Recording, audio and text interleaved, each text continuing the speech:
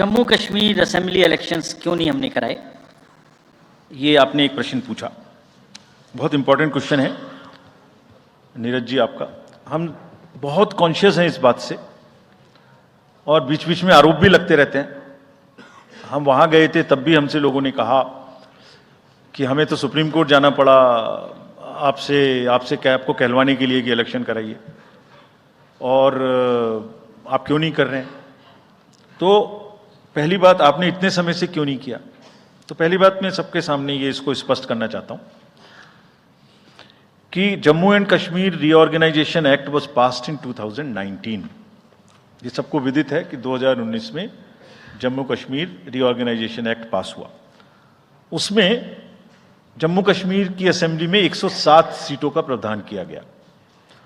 उस 107 में से 24 सीटें रिजर्व थीं पाक ऑक्यूपाइड जेएंडके की, बची 83 में से 7 रिजर्व थी एससी के लिए और एसटी के लिए कोई रिजर्वेशन नहीं था, राइट। 2022 में उसके बाद डिलिमिटेशन कमीशन आया और उसकी रिपोर्ट्स को एक्सेप्ट करके नोटिफाई किया गया।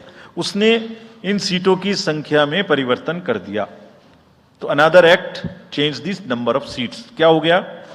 107 से बढ़ के 114 हो गई, 24 उसमें पाक ऑक्यूपाइड जेके की रही, 90 बची, तो 83 से बढ़ के 90 हो गई और 9 सीट एसटी के लिए रिजर्व कर दी गई। ये नया फीचर क्रिएट हो गया। और साथ ही साथ 2 सीट माइग्रेंट्स के लिए रिजर्व कर दी गई, जिसमें से 1 वुमेन की थी। और उसके बाद 1 सीट का नॉमिनेशन अलाउ किया गया, जो कि पीओके से डिस्प्लेस्ड लोग जो इंडिया में हैं उनके लिए वो रिजर्व की जाएगी। और ये सारे, जिसका मतलब Reorganization Act and Delimitation Act were not in sync, and therefore there was no occasion for the commission to conduct the election till that happens. When did that happen? That happened in December 2023 by amendment in the J&K Reorganization Act. तो हमारा metre कब से चालू हुआ है? दिसंबर 2023 से metre चालू हुआ है चुनाव कराने का। असेंबली और पार्लियामेंट में चुनाव कराने के लिए हम जेएंडके के सभी पॉलिटिकल पार्टीज ने हमसे कहा, ऑल, कि आप हमारा चुनाव पार्लियामेंट के साथ कराइए। वी रेस्पेक्ट दैट और हम समझते हैं कि हमारी ड्यूटी है, हम उसे कराएं। सारी एडमिनिस्ट्रेटिव मशीनरी ने टुगेदर एक स्वर में कहा कि सर हम एक साथ नहीं करा सकते। हमने पूछा क्यों?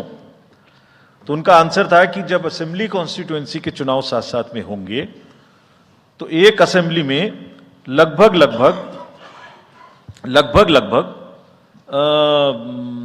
10 से 12 कैंडिडेट खड़े होंगे।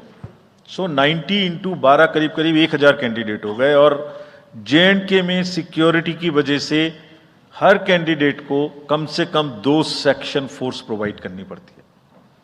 2 सेक्शन फोर्स का मतलब हो गया कि हमें करीब 1000 के बीच में 450-500 लोगों की, कंपनीज की जरूरत और एक्स्ट्रा पड़ेगी। वो इतने बड़े देश में इस समय में सिक्योरिटी रीजंस में प्रोवाइड नहीं था। बट वी स्टैंड कमिटेड कि हम जैसे ही ये चुनाव खत्म होते हैं उसके तुरंत बाद, क्योंकि फोर्सेस की हमारे पास अवेलेबिलिटी हो जाएगी, हम चुनाव जल्दी से जल्दी वहां कराएंगे।